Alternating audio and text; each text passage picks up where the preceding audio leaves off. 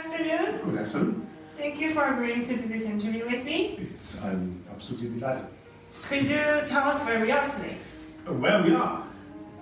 I wasn't informed about this question. No, no problem. Yeah, we are actually in my second living room. The famous 53, Studio 53, not Studio 54, which is another room. It was another room. But maybe they are similar in terms of enjoyment, I hope. Studio 53.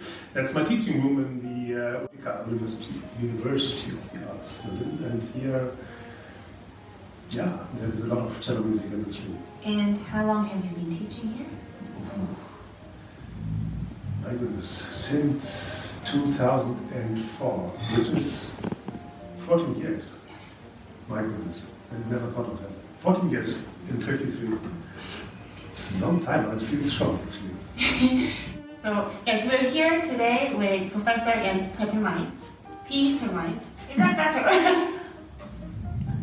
The first question I'd like to start with is, if you were to introduce classical music to a non-musician, which piece would you recommend?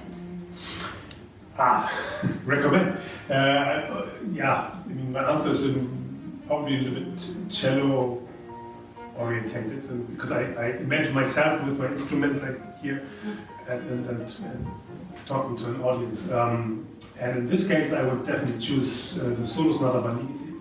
And may I ask why? Because it's the first movement, the slow movement is called Dialogo, and one could show to anyone very clearly that music is speaking, because it's actually like a little scene, like two people speaking and having a dialogue. It's very clear. It's a low voice of a man and a higher voice of a woman, and it's a very human situation.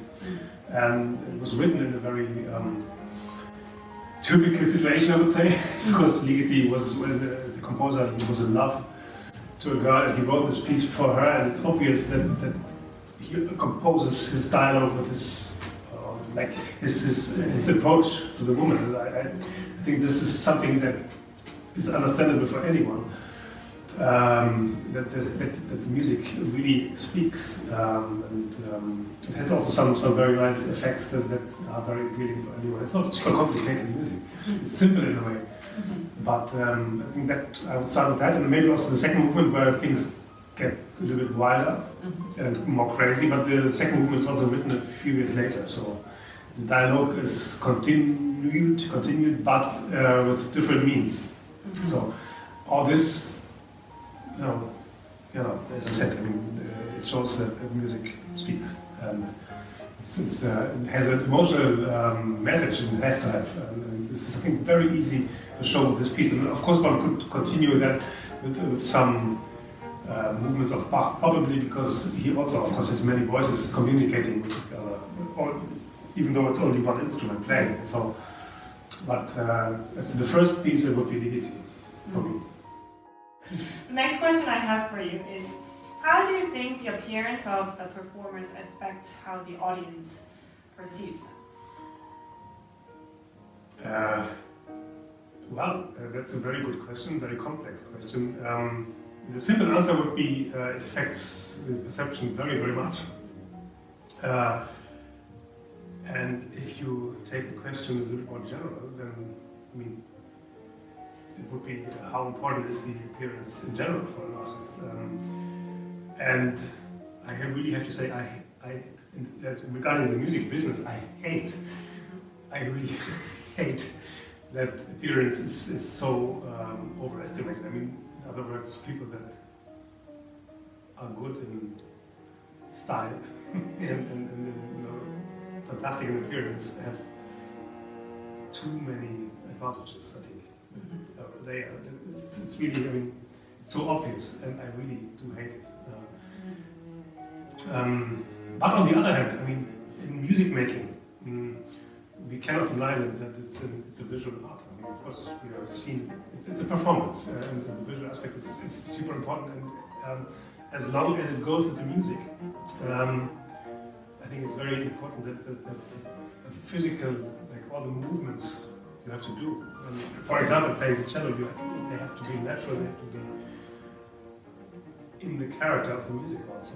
The breathing, the motion of the bow, of the whole body actually, and it helps if it's a kind of natural. So I think in the end it has to look good too, in a way, and then I think it will also have a more natural and more easy way to the audience. I mean, there's so many simple things, like if people stare on the fingerboard all the time, one could get the impression, okay, this guy or this cellist is over-focused and maybe too afraid of missing a note or something, you know, and you get a different feeling as an audience. So I really discuss these kind of things with my students a lot, actually. And then, I mean, when it looks different, most of the time the playing is different too. So, you know, these things go together. But I mean, regarding the music business, it makes me crazy actually that this is so important, how the cover of the CD looks. I mean, I don't have anything against a good-looking artist, but he has to play, he or she, on the same level. You know, the playing has to. I mean, if both is fine, I'm happy too. But my goodness, the music making is so much more important.